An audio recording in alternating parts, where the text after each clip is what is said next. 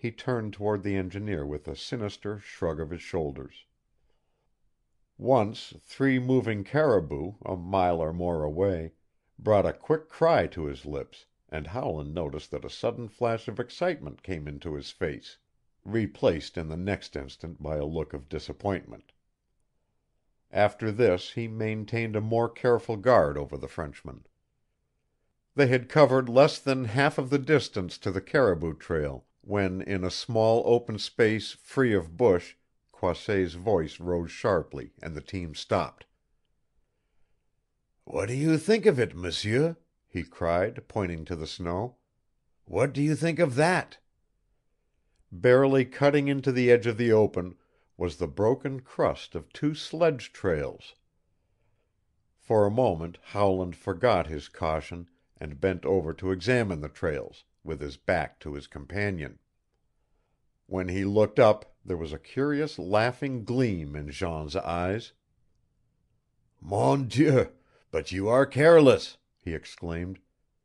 "Be more careful, monsieur. I may give myself up to another temptation like that."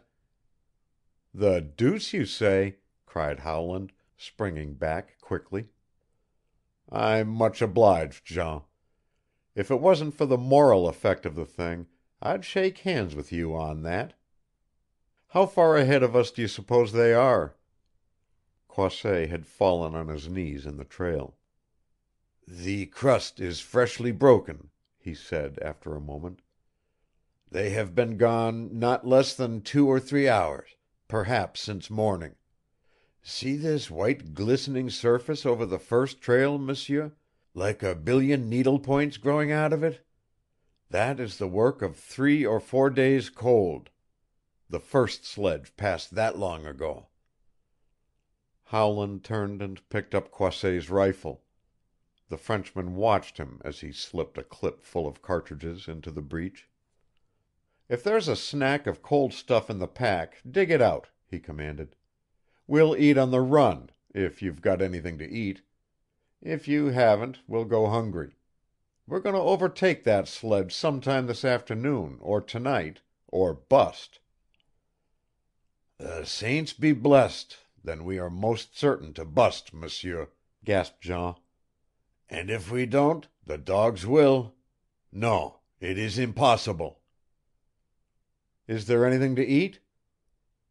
"A morsel of cold meat, that is all. But I say that it is impossible. That sledge " Howland interrupted him with an impatient gesture. "And I say that if there is anything to eat in there, get it out, and be quick about it, Croisset.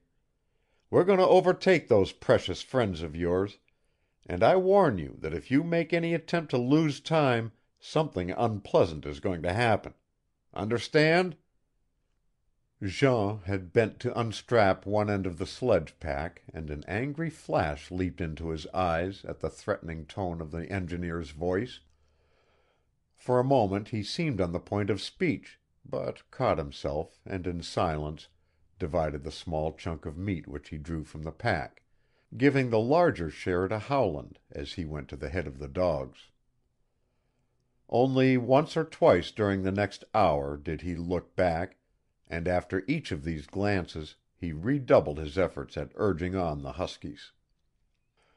Before they had come to the edge of the Black Banksian forest which Jean had pointed out from the farther side of the plain, Howland saw that the pace was telling on the team. The leader was trailing lame, and now and then the whole pack would settle back in their traces, to be urged on again by the fierce cracking of Croisset's long whip. To add to his own discomfiture, Howland found that he could no longer keep up with Jean and the dogs, and with his weight added to the sledge the huskies settled down into a tugging walk.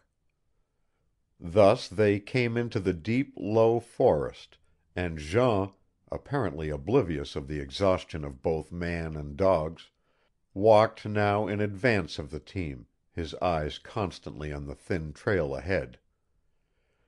Howland could not fail to see that his unnecessary threat of a few hours before still rankled in the Frenchman's mind, and several times he made an effort to break the other's taciturnity. But Jean strode on in moody silence, answering only those things which were put to him directly, and speaking not an unnecessary word. At last the engineer jumped from the sledge and overtook his companion. "Hold on, Jean," he cried. "I've got enough. You're right, and I want to apologize. We're busted. That is, the dogs and I are busted, and we might as well give it up until we've had a feed. What do you say?" "I say that you have stopped just in time, M'sieur," replied Croisset with purring softness.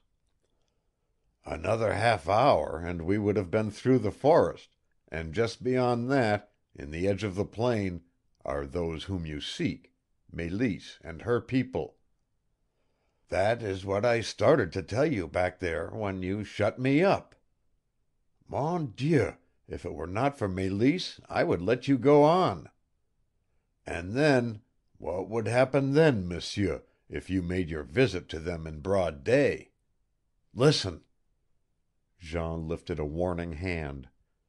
Faintly there came to them through the forest the distant baying of a hound. "That is one of our dogs from the Mackenzie country," he went on softly, an insinuating triumph in his low voice. "Now, M'sieur, that I have brought you here, what are you going to do? Shall we go on and take dinner with those who are going to kill you, or will you wait a few hours? Which shall it be?" For a moment Howland stood motionless, stunned by the Frenchman's words. Quickly he recovered himself. His eyes burned with a metallic gleam as they met the half taunt in Croisset's cool smile. "If I had not stopped you we would have gone on?" he questioned tensely. "To be sure, M'sieur," retorted Croisset, still smiling. "You warned me to lose no time that something would happen if I did." With a quick movement Howland drew his revolver and leveled it at the Frenchman's heart.